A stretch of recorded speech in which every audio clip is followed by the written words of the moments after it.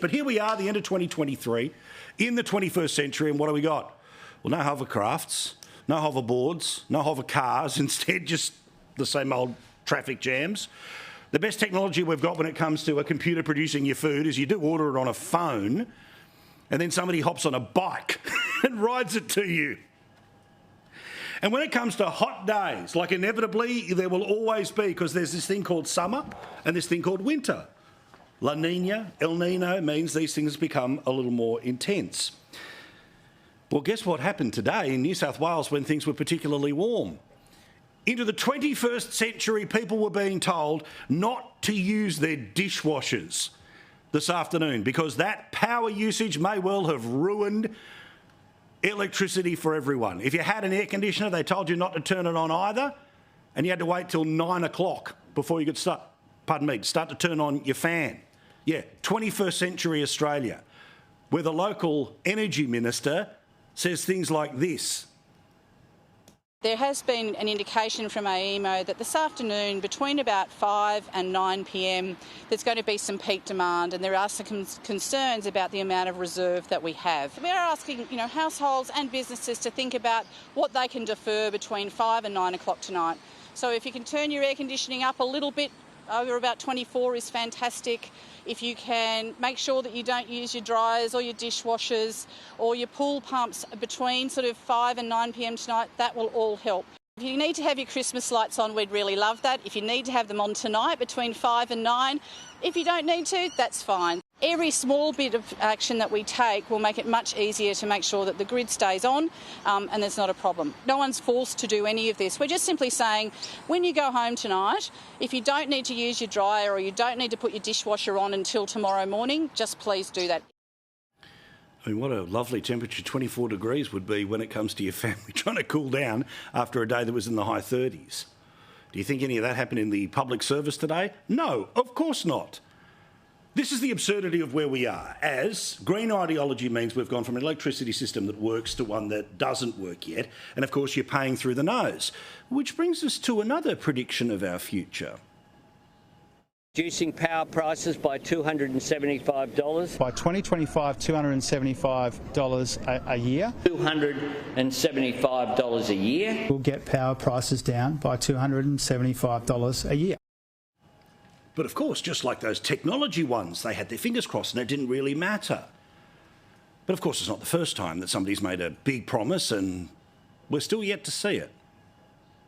By 1990, no Australian child will be living in poverty. Well, a similar promise that apparently goes into the same bucket as the special suit that'll cool you off or heat you up, the hoverboard or the Jetsons car, was of course that the cost of living was going to be coming down by now. You see, 18 months ago, Australians were asked to vote for a government that promised to do exactly that. A Labor government will lower the cost of living. Yet, as we know, every night, every week, every month we've talked about, every piece of information that tells us you are paying more by the day. Which brings us again to the reality for people who, at this time of year, are going to find it very difficult to have the Christmas they had last year or even the year before. Cost of living, of course, is a phenomenal problem for Australians. It's not a problem for the front end of the plane or the private jets that these people fly around in, including with their dogs, but it's national security, so we can't officially know. These people, that being politicians, they got their highest pay rise in 10 years this year, as did the public service. So, of course, they don't experience the same things that we do. And today, I'm sad to say that there is another example of how people are going to be hurting this Christmas who weren't hurting last Christmas. People who have jobs but are hurting this Christmas. The Herald Sun had a story today that 1 in 3 people are skipping meals to save money. Now, this comes from 2 bits of information, and one that particularly comes from an organisation called Second Bite. This is a group of people who try to take food that other people don't want and redistribute it to the people who desperately need it. The current cost of living crisis means Christmas will be a struggle for many Australians as parents and pet owners frequently skip meals to make ends meet, despite a staggering 7.6 billion kilos of food that we throw out every year.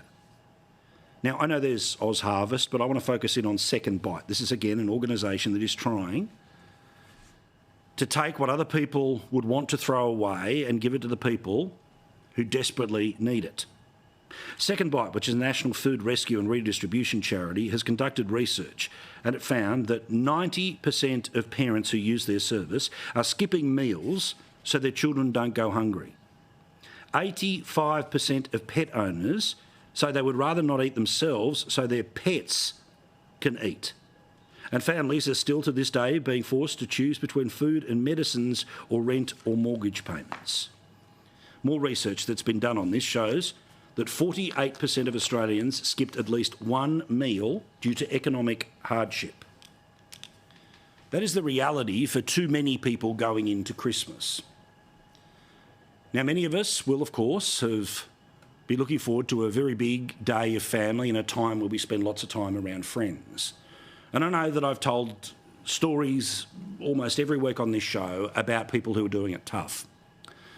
But I'd like you to help us out, because tonight I want to try to show the places you can donate some money to tonight, or maybe your family could donate some money to in lieu of that extra present that is nice to open, but you don't really need it.